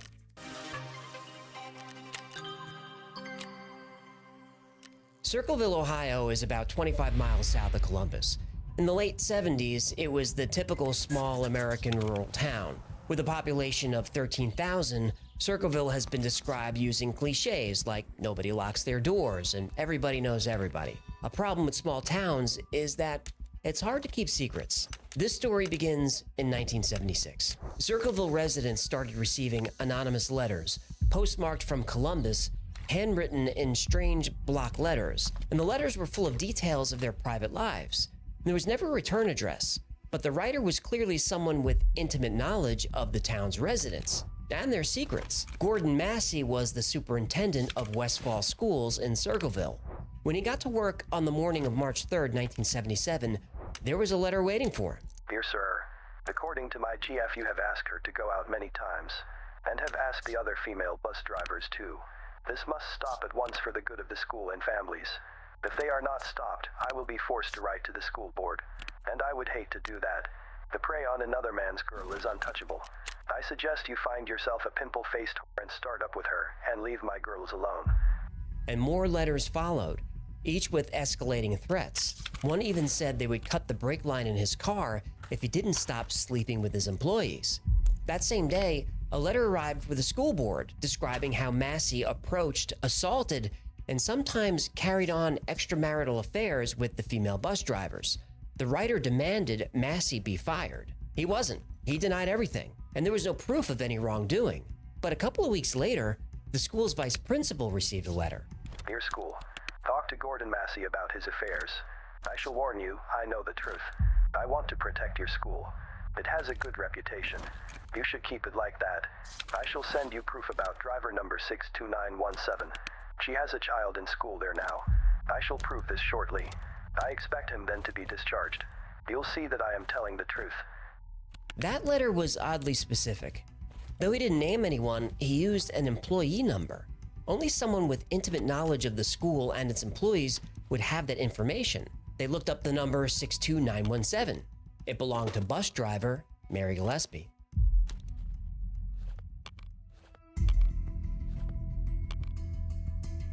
Mary Gillespie was not someone you'd suspect of a scandal. She had a nice group of friends and a close family who lived nearby. And according to everyone who knew her, Mary was a good friend, an attentive mother to her 2 children, and a loving wife to her husband, Ron. Mary led a quiet life. But that would all change in March 1977. Mary opened her mailbox and found a strange anonymous letter, handwritten in eerie block letters. Stay away from Massey. Don't lie when questioned about knowing him. I know where you live and have been observing your house and know you have children. This is no joke. Please take it serious. Everyone concerned has been notified and everything will be over soon. Now, this is upsetting, but rather than tell her husband Ron, she kept this to herself.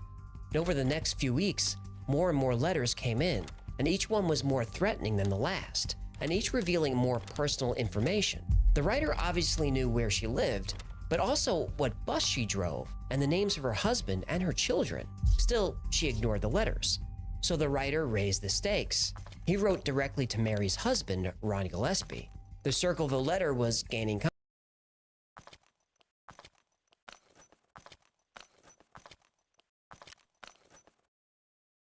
confidence. The letter to Ron described his wife's affair with Massey and threatened to kill him if he did nothing about it. The writer claimed to know where Ron worked and described his vehicle, a red and white pickup truck. Ron and Mary were definitely being watched. And when Ron confronted Mary about the letter, she denied having an affair with Gordon Massey, but she admitted she'd been receiving similar letters for a few weeks. They decided once again to ignore them, but 2 weeks later, Ron received another. The letter writer had now changed the handwriting to be even blockier, probably to make it harder to trace. And this letter informed Ron that he knew that he had done nothing about Mary's affair with Massey, and if she didn't admit the truth, the writer threatened to put up signs and billboards and broadcast the truth on CB. CB? Radio? Yeah, the buses communicated with each other with CB. Wow, CB takes me back. It does? Oh yeah, I used to drive truck in the 80s. Really?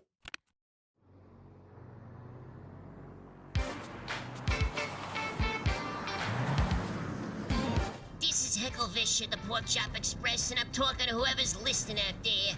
It's like I told my last wife. I says, honey, I never drive faster than I can see. Besides that, it's all in the reflexes.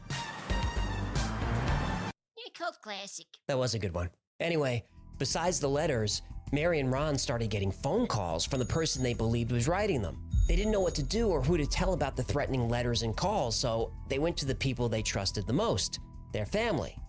This turned out to be a huge mistake.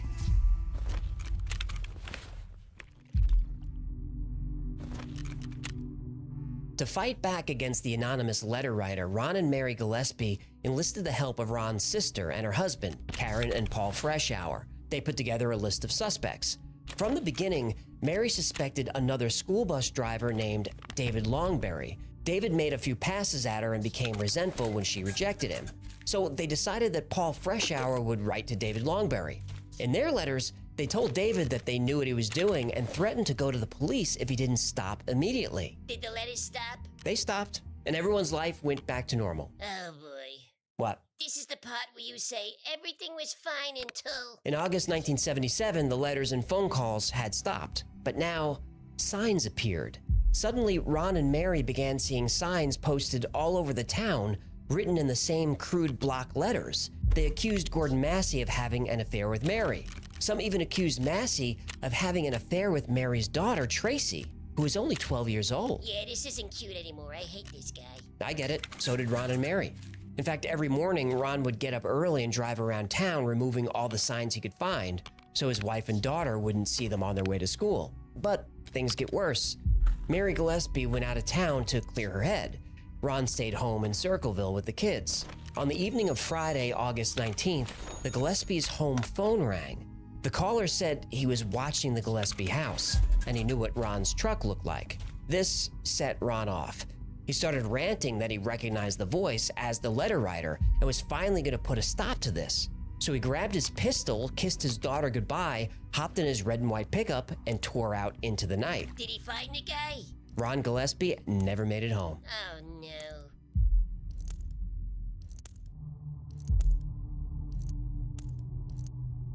Around 10:25 p.m., just a few minutes after Ron Gillespie left his house on his way to confront the letter writer, his red and white 1971 Ford pickup crashed into a tree. Though just a few miles away from his house on familiar roads, Ron apparently failed to make a turn. He was partially thrown from the truck and declared dead on arrival at the hospital. When Pickaway County Sheriff Dwight Radcliffe arrived at the scene, something looked strange. A bullet had been fired from Ron's gun, but there was no bullet hole anywhere and no actual bullet, just an empty casing. The Gillespie family was convinced this was no accident. They believed Ron had caught up with the letter writer, took a shot at him, and lost control of his truck while in pursuit. Or they thought maybe Ron was run off the road. But an autopsy showed Ron's blood alcohol level was 0.16, twice the legal limit. As far as the sheriff was concerned, this was the answer. Ron had too much to drink, left the house in a rage, and lost control of his vehicle. Case closed. The Gillespie family wasn't having it. Ron wasn't much of a drinker, and he wouldn't leave his kids in the house alone unless he was dealing with something urgent. They wanted the sheriff to investigate further, but he wouldn't. Sheriff Radcliffe called the whole thing an accident. Ron's family demanded to look at the truck, but they couldn't. It was sent to a junkyard and crushed just days after the incident. It was later learned that there was a suspect in custody, but they passed a polygraph test. It's assumed the suspect was David Longberry, but his name was never released. The town now had more questions than answers. Why did the sheriff suddenly change his mind? Who was the suspect? Why was the car quickly disposed of? And why is the sheriff refusing to investigate? The town of Circleville now had a conspiracy on its hands, and the letters kept coming. Now people were receiving letters claiming the sheriff was covering up the truth. Nobody was more vocal about this than Paul Freshour, Ron's brother-in-law. But Sheriff Radcliffe wouldn't budge. And 2 years later, we get a twist.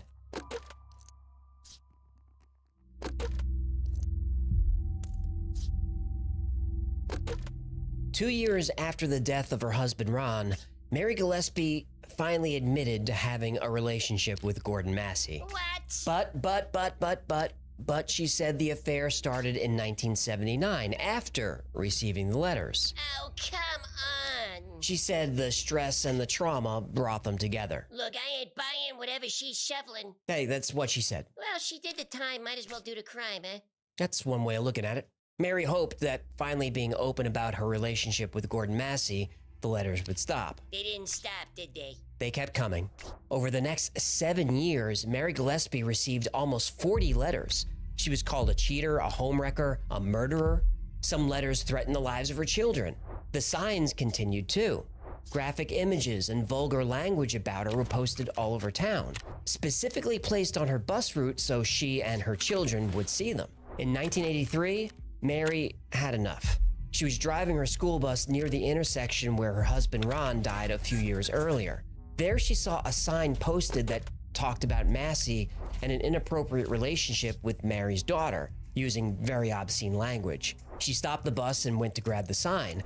Then she noticed a piece of string connecting the sign to a box about the size of a shoebox. And inside the box was a handgun propped up by styrofoam blocks, and the string was connected to the trigger. When the police examined it, they told her the gun was loaded and set to fire. If Mary had pulled on the sign by standing in front of it, she would have been shot in the face or chest point blank.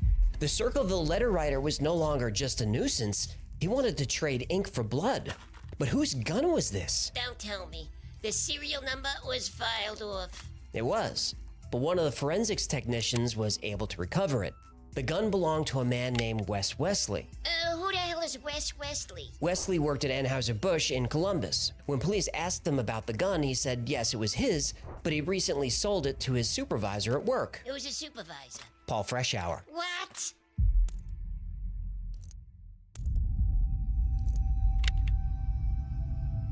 So, the gun belonged to Paul Freshour, the man who kept trying to find answers to Mary's husband's death. The man Mary and Ron first went to help with the letter writer. When the police questioned Ron Freshour about the gun, he freely admitted that it was his, but it had been stolen a few weeks earlier. He just forgot to report it. Sure. According to company records, Paul had taken the day off the day the trap was placed, but he had an alibi. Still, the sheriff brought him in for questioning. Paul insisted he was being framed, and the letter writer was behind everything. And if the sheriff had done his job and caught whoever was writing the letters, Mary would have never been in danger, and Ron would still be alive. Well, the sheriff showed Paul Freshour a few of the Circleville letters. He asked Paul to copy them as best as he could, which he did. He then asked Paul to write a few sentences using that same handwriting if he could, so Paul did. The sheriff looked at what Paul had written and claimed this was a perfect match, and placed Paul Freshour under arrest for the attempted murder of Mary Gillespie. Wait. What? The sheriff told him to copy the letters? Yep. And that's how the handwriting matched? Uh-huh. Oh, any judge would throw that evidence right out. Well, Paul Freshour was found guilty and sentenced to 7 to 25 years in prison. What? That's some sloppy police work. But at least they finally got the guy. And while Freshour was in prison, Don't tell me. the letters kept coming. Oh, no!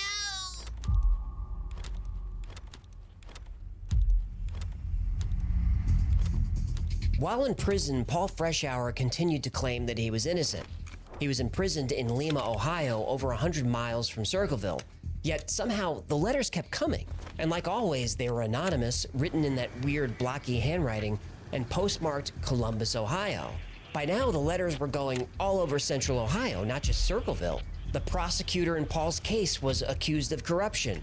The coroner who did Ron Gillespie's autopsy was accused of child abuse, which actually turned out to be true, so who knows, maybe there was a cover-up.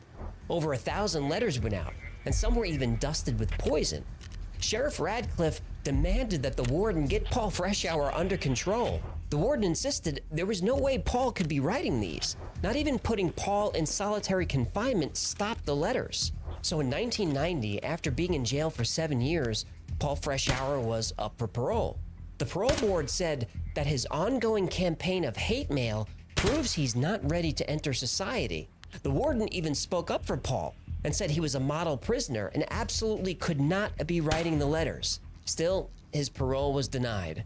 And shortly after that, Paul received a letter of his own. Freshour. Now when are you going to believe you aren't getting out of there? I told you 2 years ago. When we set them up, they stay set up. Don't you listen at all. No one wants you out. No one. The joke is on you. Ha ha. Tell no one of this letter. I saw the paper. Great news. Great. The sheriff loved it. Ha ha. Do you believe it now? Do you? Wait. Did they say when we set him up? Yeah, it did. Interesting. Isn't it? They finally released Paul Freshour from prison in 1993 after 10 years. He proclaimed his innocence until his death in 2012. Around the same time Paul was released from prison, the Circleville letters stopped, and there hasn't been one since. When Paul Freshour was arrested, this case was officially closed. But there are so many unanswered questions that even after all these years, the case is still fascinating. Every major true crime TV show, blog, and podcast have covered the Circleville letters case. Even the show Unsolved Mysteries did 2 episodes on it. In 2021, the CBS program 48 Hours had 2 FBI experts examine the letters. One said Paul definitely wrote them. The other said Paul definitely didn't write them. So let's look at the evidence and see if we can figure out who done it.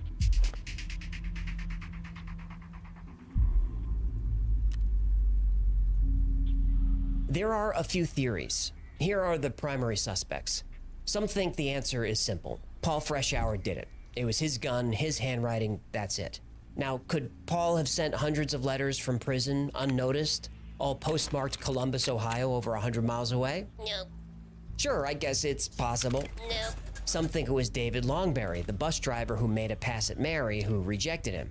Longberry was troubled. He got caught abusing a young girl and left town in 1993 to avoid prosecution. It was around this time that the letters stopped. But there was a large group of people, including professional investigators like Martin Yant, who think Paul's wife Karen deserves a closer look. While all this was going on, Paul and Karen Freshour were going through an ugly divorce. Really, really nasty. When Martin Yant was investigating the case, he said he'd never seen someone hate another person as much as Karen hated her ex-husband Paul Freshour. Yant discovered a witness that could have possibly exonerated Paul, and she made herself available to the defense but was never called. She was also a bus driver who had the same route as Mary. About 20 minutes before Mary found the trap, this witness says she saw a tall man with sandy brown hair near the sign, and parked next to the sign was a yellow El Camino.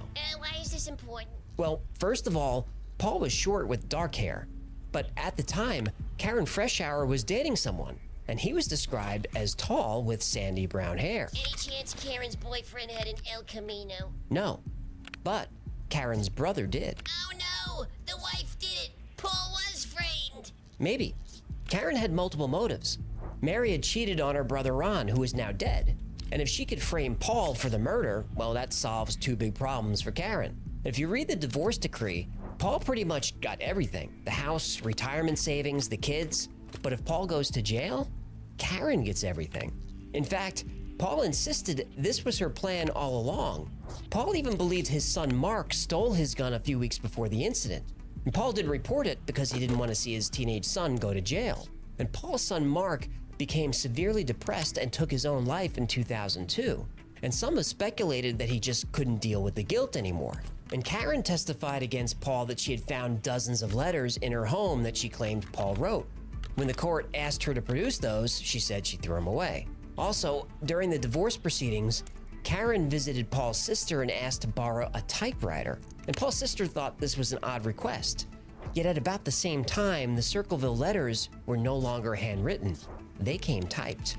Martin Yant does not paint a very nice picture of Karen Freshour, but others come to her defense, saying she was a victim of domestic abuse and that Paul was the culprit all along. Okay, so who did it? Well, nobody really knows.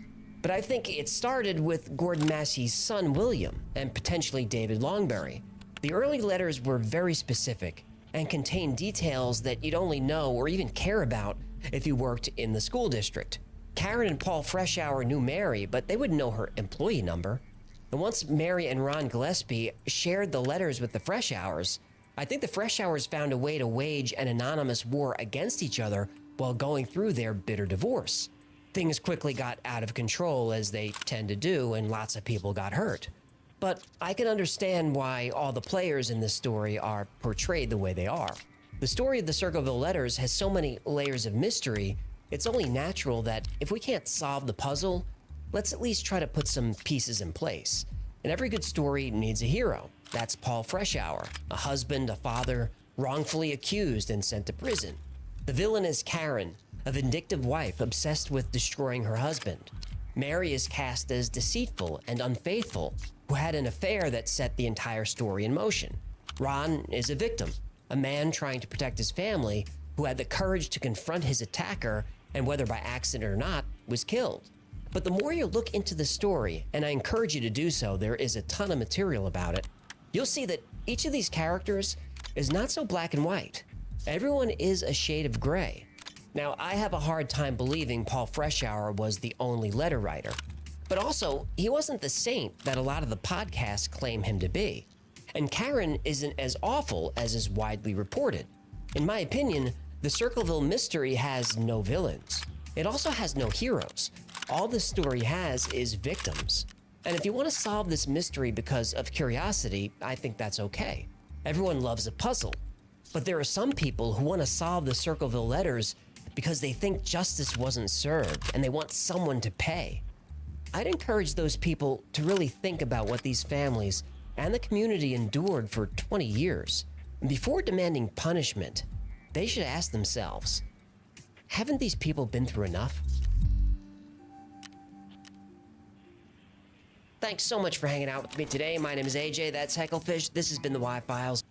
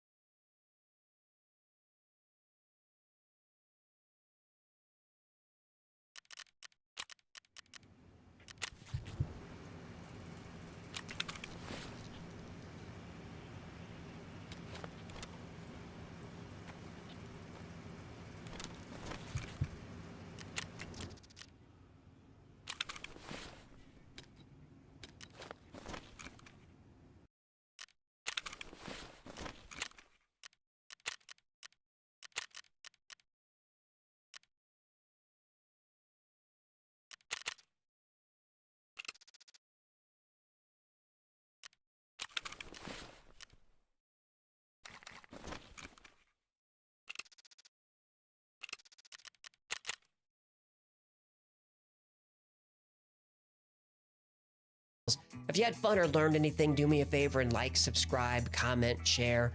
All that stuff really helps a small channel.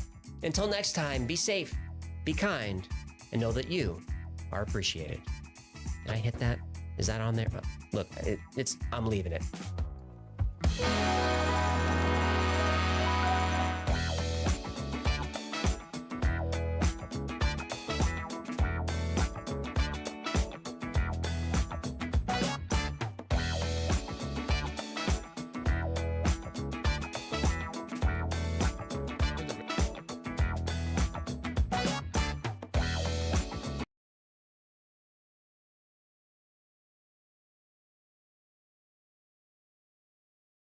In December 1984, Ken Webster, a high school teacher, was living with his friend Nick and girlfriend Debbie in the small village of Dodleston. One evening, the three were walking home from the local pub when they saw a pulsing green light emanating from their cottage windows.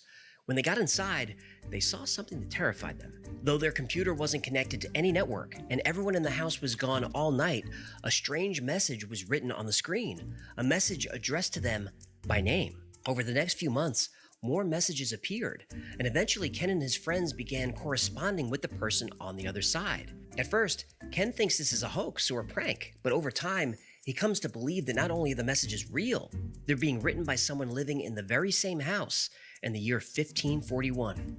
Let's find out why. As written in Ken Webster's book, The Vertical Plane, strange things started happening as soon as they moved into Meadow Cottage at Dodleston near the border of England and Wales. One day, Ken noticed that small, six-toed footprints seemed to walk directly up the wall and through the ceiling. It's a very old house, so he thought they were just little stains, so he painted over them. But the next day, the footprints were back, on top of new paint. After that, Ken, Nick, and Debbie would routinely see bottles, cans, and boxes stacked in towers, sometimes over 4 feet tall. They assumed that friends in the village were playing pranks, but nobody came forward. 2 months after the first message appeared, Ken, Debbie, and Nick returned home from a day trip and found a new file had been saved on the BBC computer. The file name was REATE. They opened it. What strange words thou speak, although I must confess that I hath also been ill-schooled. Thou art goodly man who hath fanciful woman who dwell in mine home. 'Tis a fitting place, with lights which devil maketh, and costly things, that only mine friend Edmund Grey can afford, or the king himself. Now, this was not the way people spoke in the 80s, but there was more. 'Twas a great crime to hath bribed mine house. L.W. Ken printed the message and brought it to school, where most people thought it was entertaining and nonsense, but not Peter Trinder. Trinder was a literature teacher who was convinced it was written in Old English.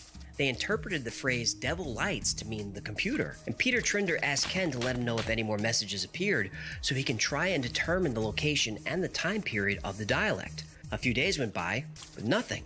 But then Ken had an idea. He wondered if, since he was able to receive messages, could he also send them? So he sat down on the computer and began to type. Lost in the Now, moment. at this point in the story, Unfortunate- Ken is still not convinced that this isn't a hoax, but he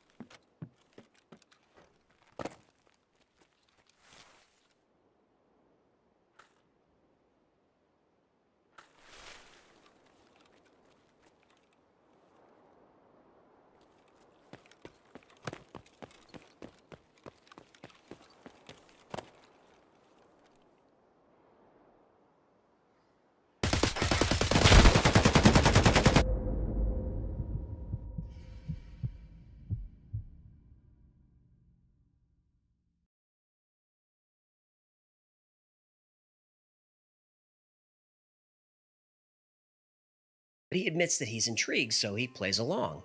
He sits at the computer and types question after question, trying to get information about who this is that could be sending messages from wherever they're coming from.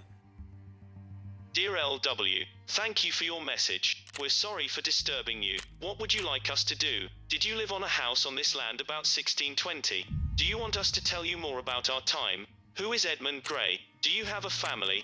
Is the king James or Charles? What is the charge house? Was this village called Doddleston in your life? Thank you very much for your messages. Thank you for not making us afraid. Ken, Debbie and John. They save the messages to disk, then leave the computer on and head out to the Red Lion pub. And the hope is that if they leave the computer alone for a while, that it would prompt a reply. And that's exactly what happened. When they returned home a few hours later, a new message was waiting for them. 'Twas an honest farm of oak and stone. It is helpful that you should tell me about thy time. Dost thou have horse? Edmund Gray, brother of John Gray, lives at Kinnerton Hall. Thy king, of course, is Henry VIII, who is 46. I know what of King James.